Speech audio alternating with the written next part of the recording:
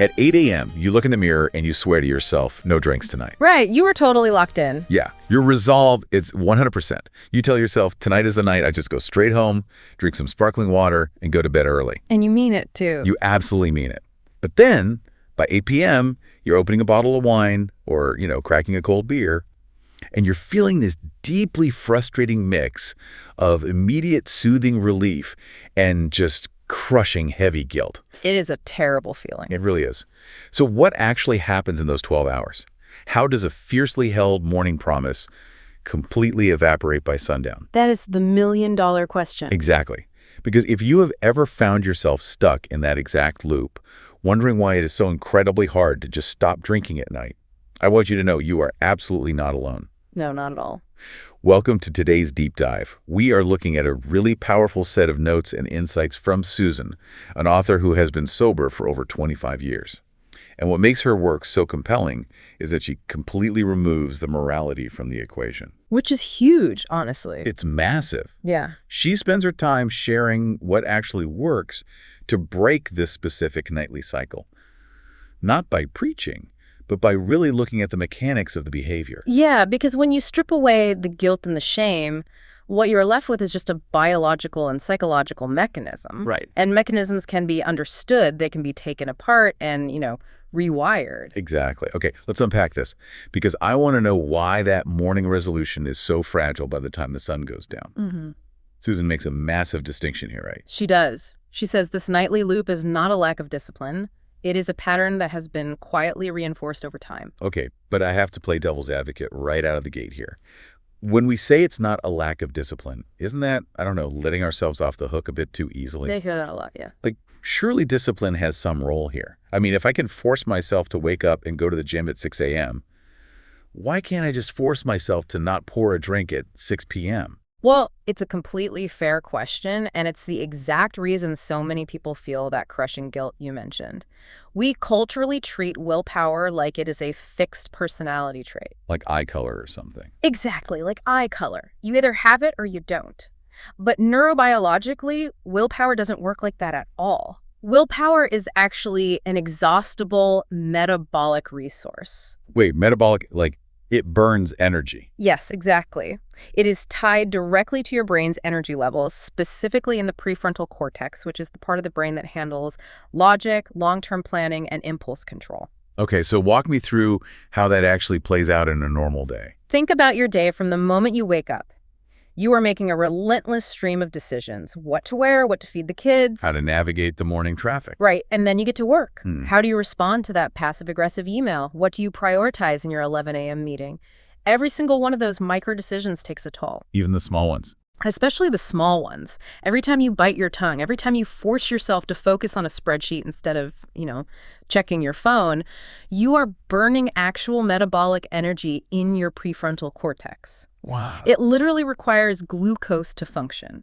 So by the time evening hits, Susan points out, you enter a state called decision fatigue. Your prefrontal cortex is practically running on fumes. It's exactly like a smartphone battery. Oh, that's a great way to put it. I mean, think about it. When your phone drops below 20%, it doesn't just keep operating the same way until it totally dies. Right, it goes into low power mode. Exactly. It dims the screen, it stops refreshing apps in the background, it aggressively turns off the non-essentials just to keep the core operating system alive. Yeah. So by 8 p.m., you are in low power mode, and your brain forcibly shuts down the decision-making and discipline apps.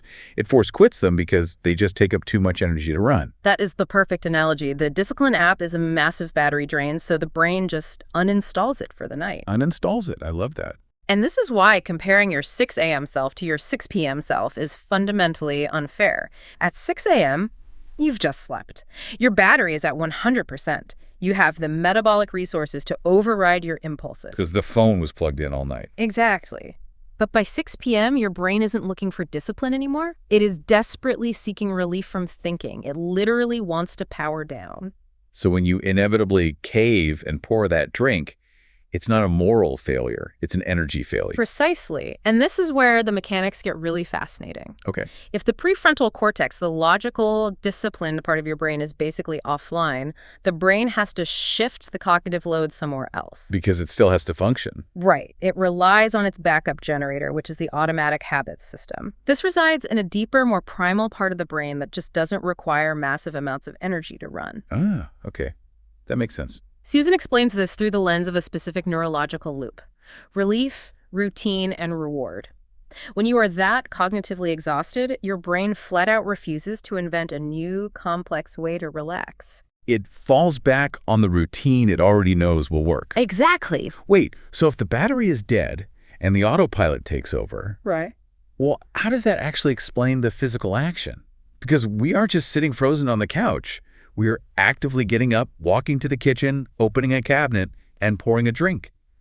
That requires action. It does require action, but because the habit loop has been so deeply ingrained, the action itself doesn't require conscious thought anymore. It's automated. Really, just completely automated. Yes, and here is a crucial insight from Susan's notes.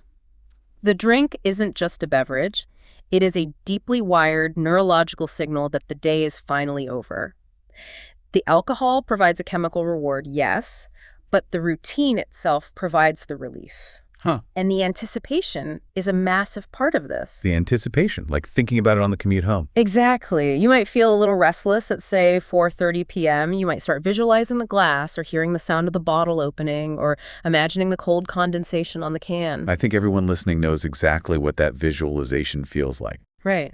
And that anticipation isn't just you daydreaming.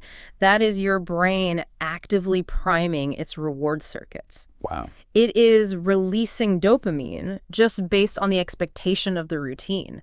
It's the brain saying, hold on, relief is coming.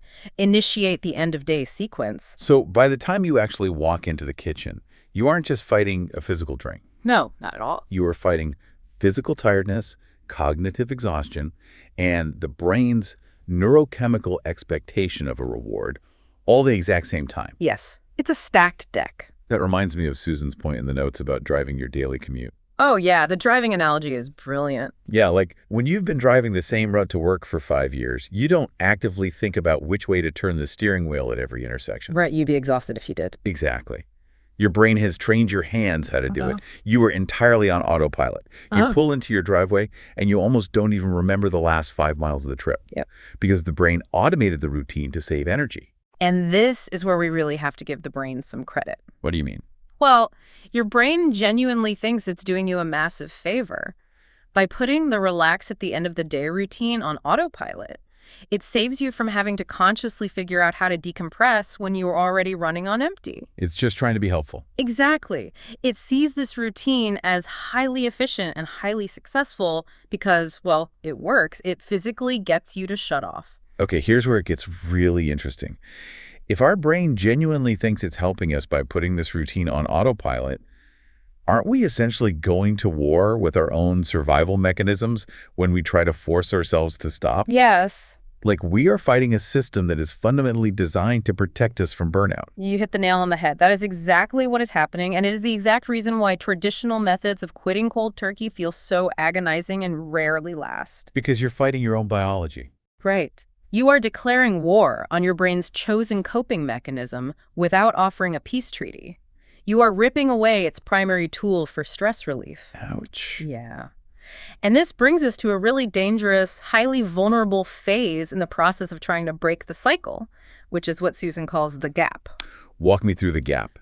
Because if my brain is demanding this shutdown sequence, and I suddenly refuse to give the alcohol, my brain isn't just going to say, oh, okay, I guess we're staying awake. No. It's going to freak out. Right. It's going to throw an absolute tantrum. Because think about the mechanics we just established. You've decided, I'm not drinking tonight, but you haven't replaced the routine. You've just removed the alcohol. Right. So by doing that, the discipline app is still shut down from decision fatigue, but now you've also deleted the relaxation app. Oh, wow. You've just left a massive void in your evening. Exactly. And that creates a profound psychological and physical gap. This gap manifests as intense, buzzing agitation. Like a physical restlessness? Yes. You feel highly irritable. You have this pervasive, nagging feeling that something is missing. or that the day hasn't properly concluded, you might pace around the house, snap at your partner, Endlessly scroll on your phone. endlessly scroll, yeah, or just sit there feeling utterly miserable. This is such a critical point because I think this reframes the guilt so beautifully. How so? Well, when people hit that gap, when they feel that intense agitation and they are pacing the kitchen at 9 p.m., this is the exact moment they assume they are broken. Right, they internalize it. Yes. Yeah. They think they're weak. They tell themselves, why can't I just be normal? Why is this so hard for me?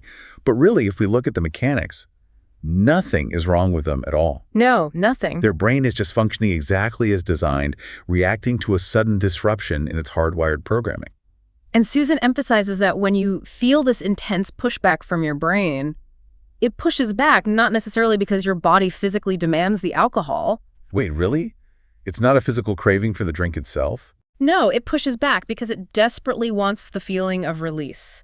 It wants the familiar signal that it is safe to power down. The brain is crying out for its established reward, and you've just left it hanging. So you're just sitting in the discomfort. Exactly.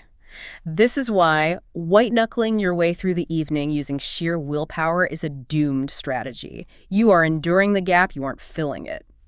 So what does this all mean? We know the willpower battery is dead by 8 p.m. We know the autopilot is running the show. And we know that just hitting the brakes and quitting cold turkey creates a miserable gap. Right. What is the actual paradigm shift here? How do we actually intervene without just relying on willpower again? The shift requires asking a completely different question. Most people, when they want to change this behavior, ask themselves, how do I stop drinking? Which seems like the logical question. It does, but Susan argues that is the absolute wrong question because it focuses entirely on subtraction. It focuses on creating a void. Focusing on the gap. Right. The paradigm-shifting question you must ask instead is, what is this habit doing for me, and how can I replace that specific function? Okay, let's dig into that. What is this habit doing for me? That requires some pretty intense self-awareness. It really does, because you have to admit that the habit, however frustrating it is serving a valid purpose. You have to identify the job it's doing. Like, what is it actually fixing in that moment? Exactly. Is it giving you the only uninterrupted permission you get all day to just sit on the couch and do nothing? Is it numbing the lingering anxiety of a highly stressful workday?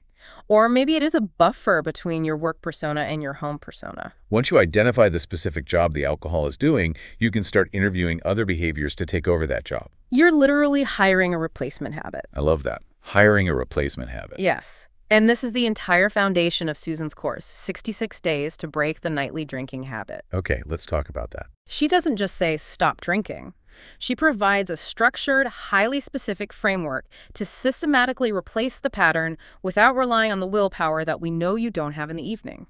Let's talk about that time frame. Why 66 days? Because that sounds incredibly specific. Most people say 21 days, right? Yeah, that's the old myth, that a habit takes 21 days to form. But robust behavioral psychology research shows it takes an average of 66 days to wire a new automatic behavior into the basal ganglia. That deeper part of the brain we talked about. Exactly, the part that handles autopilot routines. Susan breaks this down into distinct phases because day 5 of trying to break this loop looks fundamentally different than day 40. That makes a lot of sense. Yeah. So what does the beginning look like? Because day 5 sounds like absolute misery if you're dealing with that agitation we talked about. Oh, the early days, roughly the first couple of weeks, are purely about surviving the gap. This is when the cognitive dissonance is at its absolute peak. Your brain expects the alcohol, and it is throwing that tantrum. So how do you handle the tantrum? In this phase, Susan emphasizes that the replacement habit has to be a very deliberate, consciously chosen sensory experience. It can't just be, oh, I'll sit on the couch and not drink. Right, because then you're just sitting in the void. So what kind of sensory experience are we talking about? It needs to be something that genuinely signals to your nervous system that the day is over. It might be taking a hot shower the absolute moment you walk in the door to physically wash off the day. Okay. Or it might be the ritual of making a highly specific type of herbal tea, boiling the water, steeping it, physically feeling the warmth of the mug in your hands. Really leaning into the physical sensation. Exactly. It could be a crisp walk outside or listening to an engaging audiobook. But the absolute key is the ritual. You have to perform this new routine with the exact same consistency that you used to pour the drink. I see. So in those first 15 days, it still takes effort. You are kind of forcing the new routine. Yes, you are conscious of it. But then as you move into the middle phase, say, approaching day 40, what changes psychologically? By day 40, neuroplasticity is doing the heavy lifting for you. The agitation of the gap begins to fade because the brain is finally accepting the new code. The neural pathways are changing. Yes, the pathways associated with the tea or the shower or the walk are thickening. The brain is learning, okay, this new routine also results in relief. I can still power down. It learns it's safe. Right. It no longer views the absence of alcohol as a threat to its survival. You are basically teaching your brain a new way to land the plane. You are working with the brain's deep biological need for a routine rather than fighting its valid need for rest. Exactly. And by the time you reach that 66-day mark, the paradigm has shifted. The new behavior has transferred to the automatic habit center. So you don't even have to think about it anymore. Nope. You don't have to use willpower to choose the tea over the wine because the tea has become the new path of least resistance. The brain anticipates the new routine, and it primes the reward circuits for that behavior instead. That is just incredibly empowering. Because real change, lasting change, clearly doesn't happen when you just fight yourself harder or, yell at yourself in the mirror. No, that never works. It happens when you understand yourself better. When you understand why the pattern happens neurologically, you stop viewing yourself as an adversary. You become an ally to your own nervous system. And that is the ultimate takeaway from Susan's insights. You have to respect your biology. If you treat your struggle as a deep character flaw, you will use shame as your primary motivator. And shame is terrible for that. It is a notoriously terrible, highly ineffective long-term motivator. But if you view your struggle as a biological system functioning exactly as it was programmed to function, you can step back objectively and say, okay, the programming is outdated. Let's write some new code. Let's write some new code. Okay. I love that. So let's synthesize all of this because we've covered some truly transformative ground today. We really have. If you are listening to this right now and you have been endlessly stuck in that frustrating cycle, making the ironclad promise at 8 a.m. and breaking it with guilt by 8 p.m., hear this clearly. You are not failing due to a lack of discipline. Not at all. The nightly loop is built around very real, very valid human needs. Your need for rest after a long day is valid. Your need for relief from cognitive stress is valid. Your brain's desire for a predictable, soothing routine is valid. The fundamental intention behind the habit is actually self-care. The brain is literally trying to protect you, even if the execution of that habit, drinking every night, is ultimately harmful to your goal. Right. The brain genuinely means well. It's just using a very blunt instrument to get the job done because it's completely exhausted. Yes. So the goal isn't to punish yourself into submission. The goal is to acknowledge the gap. Respect the fact that your willpower battery is completely drained by the evening and start actively, systematically designing a new routine that works with your pattern. You have to fill the gap with something that provides that necessary relief. It's all about mastering the transition, finding a new, healthier way to transition from the high demands of the day to the peace of the night. Which brings up a really fascinating, somewhat provocative thought that I want to leave you with today. Oh, let's hear it. We've talked so much about how desperate the brain is for a chemical or sensory signal that the day is over. It literally demands it just so it can finally switch off. Right.